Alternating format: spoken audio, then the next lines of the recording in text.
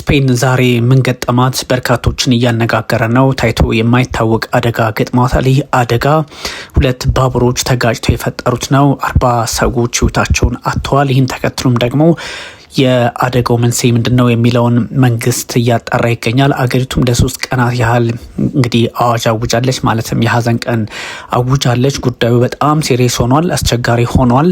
ለምን ተፈጠረ የሚለውንም በርካቶች እያነሱት ይገኛል። እንግዲህ የተፈጠረው ክስተት በግልጽ ለማሳየት ከፍተኛ ፍጥነት ያላቸው ትሬን ናቸው። እንግዲህ በተለይም አንደኛው ሃይ ስፒድ ትሬን ነው በርካቶችን ህይወት ያሳጣው ስፔን ውስጥ፣ አብዛኞቹም ደግሞ እንዲጎዱ ያደረገው ቀደም ሲል እንደነገርኳችሁ ከ40 በላይ እስካሁን በተረጋገጠው መሰረት ማለት ነው ሰዎች ህይወታቸውን እንዲያጡ ያደረገ ነው። ቢያንስ ነው የተባለው 40 ሰዎች ህይወታቸውን አጥተዋል። ይህ የሆነው እንግዲህ በምን ምክንያት ነው እንዴት ነው በሚለው በበርካቶች አሁንም እዛ አካባቢ ያሉ ሰዎች የተለያዩ ስራዎችን እየሰሩ ይገኛል። ሁለቱም ከፍተኛ ፍጥነት ያላቸው ናቸውና ተጋጭተው ነው የሰው ህይወት ያሳጡት። በጣም ዓለም ላይ መነጋገሪያ ከሆኑ ጉዳዮች መካከል ይሄኛው በጣም በብሬኪንግ ኒውስ መልክ እየወጣ ያለ ጉዳይ ነውና ሀገሪቱ ደርሌስት የሚባል ወይም ደግሞ በጣም ገዳይ ከዚህ በፊት ታይቶ የማይታወቅ ከ10 ዓመታት በኋላ እንደዚህ አይነት ችግር አግኝቷት የማያውቅ ሀገር ናትና ስፔን። ያሁኑ ግን አደጋው በጣም አስፈሪ ሆኖባታል። መቆጣጠር ሁሉ አቅቶኛል የሚል ሀሳብ ነው እየሰጠች ያለችው። ያ ማለት በጣም አሁን ሀዘኑ ከብዷል ማለት ነውና የኖርዝ ባውንድ ትሬን ወይም ደግሞ ከሰሜን ተነስቶ የሚሄድ አንድ ትሬን ነው እንደዚህ ያደረገው። ወይም ደግሞ ከኖርዝ ባውንድ እና ሳውዝ ባውንድ ወደ ኖርዝ የሚንቀሳቀስና ወደ ሳውዝ የሚንቀሳቀሱ ነበሩ። በተለያየ አቅጣጫ ወደ ሰሜንና ወደ ደቡብ የሚሄዱ ናቸውና እንግዲህ ለምሳሌ አሁን ኖርዝ ባውንድ የሚባለው ወደ ሰሜን የሚሄድ ነው።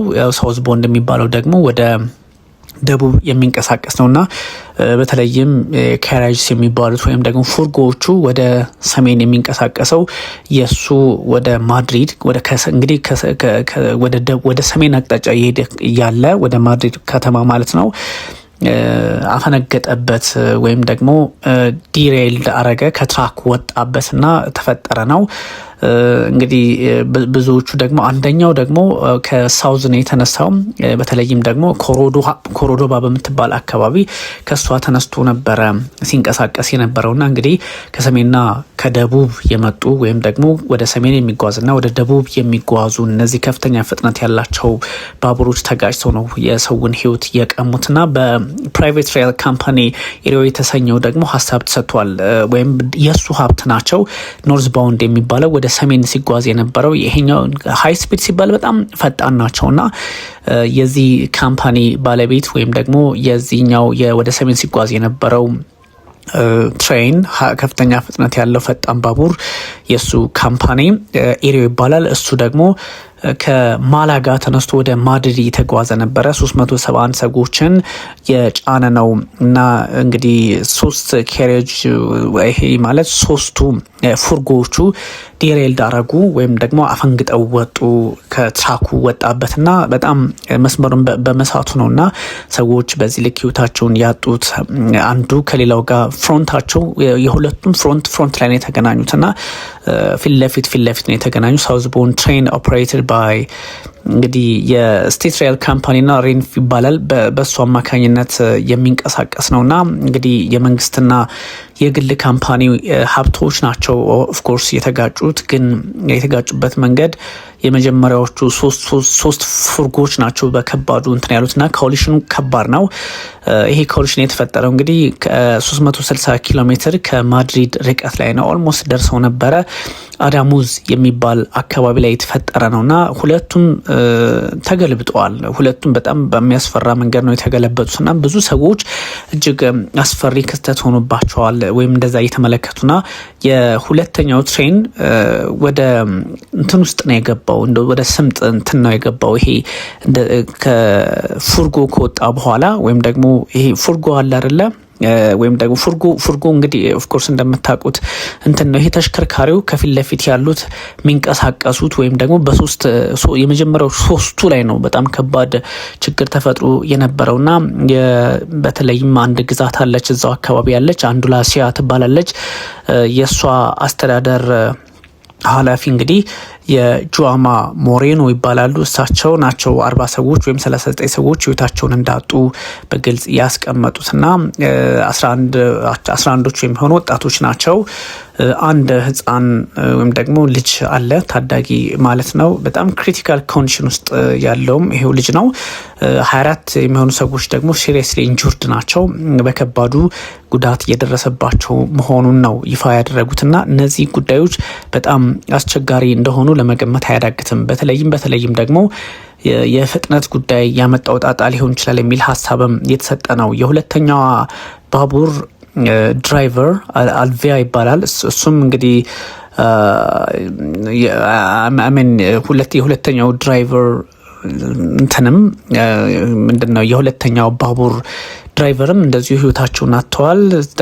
ወደ እንግዲህ በነበረው ሁኔታ እጅግ ትንሽ ከበድ ያላቸው ነገር እንደሆነ ይታያል። ብዙ ሰዎች የተለያዩ ሀሳቦችን ይሰጡ ይገኛሉ። ምንድነው መንስኤው፣ ምንድነው የተፈጠረው ችግር የሚል ሀሳብም አለ። ኦፍኮርስ እንግዲህ እንደዚህ አይነት ጉዳይ ከተፈጠረ በኋላ አንዳንዴ ማጣራት የነሱ ወይም ደግሞ የጸጥታ ኃላፊነት ቢሆን የጸጥታ ሰዎች ኃላፊነት ቢሆንም ግን ይሄኛው በጣም ውስብስብ ሆኖ የሀገሪቱን ህዝብ እያሸበረ የሚገኝ ጉዳይ ሆኗል እና ሁሉንም የዓለማችን መገናኛ ብዙሃን ብትመለከቷቸው ትልቁ ትኩረታቸው ይሄ ነው። የባቡሩ እንትን ያለበት መንገድ ነውና ለምን ሆነ፣ ለምን ተፈጠረ፣ እንግዲህ የአደጋ ሁኔታ ነው ለምን ተፈጠረ ብሎ ብዙ ሰዎች ጥያቄ ሊያነሱ ይሞክራሉ። ግን ለምን ሆነ ማለት አይቻልም። እንግዲህ ተፈጥሮ አደጋ የሚፈጠረው ሆን ተብሎ አይደለም። ግን ከአደጋው ጀርባ ደግሞ ምንድነው ያለውን ማጣራት አለብን የሚል ሀሳብም አለ። እንግዲህ ጠቅላይ ሚኒስትር ፔድሮ ሳንቼዝም የ3 ቀን ብሔራዊ የሀዘን ቀን አጉጇልና ትንሽ አስቸጋሪ ነውና የአደሙዝ ከንቲባም ደግሞ ራፋኤል አንጅሊ ይባላሉ። ሜሮኒ ሬይስ ወይም ምንድነው የሆነ ያለው አንዱን ስናወጣው ሌላው ችግር እየሆነ ነውና ምንድነው የተፈጠረው ያለው እጅ ለእጅ ተያይዘን ችግራችን እንፍታ ወይም ደግሞ ይህን ያለውን ሁኔታ እንቆጣጠር የሚል ሀሳብም እያነሱ ይገኛል። ግን አብዛኞቹ ችግሮቹን መያዝ ያለባቸው ቢሆኑም የኢመርጀንሲ ሰርቪሶች በጣም ብዙ ስራዎች እንዳሉባቸው የተነገረ ነው። በተለይም ፋይናሊ ሆነ ይህን ያህል ሰዎች ህይወታቸውን አጡ ተብሎ ለማስቀመጥ አስቸጋሪ ነው። የኢመርጀንሲ ወይም የአስቸኳይ ጊዜ ሰራተኞች 122 ሰዎች ጉዳት ደርሶባቸው እንትን እየተባሉ እንደሆነ ወይም ደግሞ ትሪት እየተደረጉ እንደሆነ አስቀምጠዋል። 48 including 5 children are still in hospital ነው ያሉት። 48 ሰዎች 5 ልጆችን ጨምሮ ሆስፒታል ውስጥ መሆናቸውን ነው የተናገሩት። ይሄኛው ምናልባት እንግዲህ የተረፉ ሰዎች ሊኖሩ ይችላሉ ላይኖሩ ይችላሉ የሚለው እንዳለ ሆኖ እንግዲህ we will find answers ብለዋል ፔድሮ ሳንቼዝ። ምላሽ እንሰጣቸዋለን ወይም ደግሞ መልስ ይኖረናል ወይም መልስ ለሚሆን ነገር እንፈልጋለን ነው የሚሉት። በጣም ለስፔን አሁን አስከፊው ጊዜ ነው በሚልም ራሳቸው ጠቅላይ ሚኒስትሩ ሀሳብ ሰጥተዋል፣ ፔድሮ ሳንቼዝ ማለት ነው። እና እንደዚህ አይነት ነገሮች በቀላሉ የሚታዩም አይደሉም ወይም አንዱን ከሌላው አርቆ የሚታሰብም ሳይሆን አደጋው ትንሽ ከበድ ያለ ስለሆነ ብዙ ሰዎች በብዙ አቅጣጫ እየተመለከቱት ይገኛል። የአገሪቱን ከዚህ ከችግሮች ጋር በተገናኘ መፍትሄ የምትሰጥበትን መንገድም እንደዚሁ ጥያቄ ውስጥ ልትገባ እንድትችል ያደርጋታል። በጣም የእንትኖቹ አወዳደቃቸው በጣም የሚያስፈራ ሆኗል እና የሰዎች በዚህ ልክ አንዱ በሌላው ላይ አስተያየት የመስጠት አይደለም። ይሄ የተፈጥሮ አደጋ ነው ባይባልም ግን አክሲደንት ነው። አክሲደንት እንደመሆኑ መጠን ደግሞ መጣራት እንዳለበት እየተነገረ ነው። ምናልባት ይሄ የባቡር ትራንስፖርት ሴፍ ከሚባሉት መካከል የሚገኛል። ከ220 በላይ ሰዎች ኦፊሰርስ የጸጥታ ሰዎች ማለት ነው ክራሹ በተፈጠረበት ወይም ደግሞ ይሄ አደጋው በተፈጠረበት አካባቢ ላይ ስራቸውን እየሰሩ ነው ማለት የአደጋው መንስኤ ምንድነው፣ ለምንድነው ችግሩ የተፈጠረው፣ እንደዚሁም ደግሞ የተጎዱ ሰዎችን ማንነትን እስካለ መለየት የመጡ ችግሮችም ስላሉ እነሱንም አብሮ እየሰሩ ነውና የስፔን እንግዲህ የስፔን ንጉስና ኪዩኗ ወይም ንግስቷ እንግዲህ ወደ ግሪክ ይጓዛሉ ተብሎ ታስቦ ነበረ። ወዲያውኑ ደግሞ ችግሩ መፈጠሩን ተከትሎ አቁመውታል።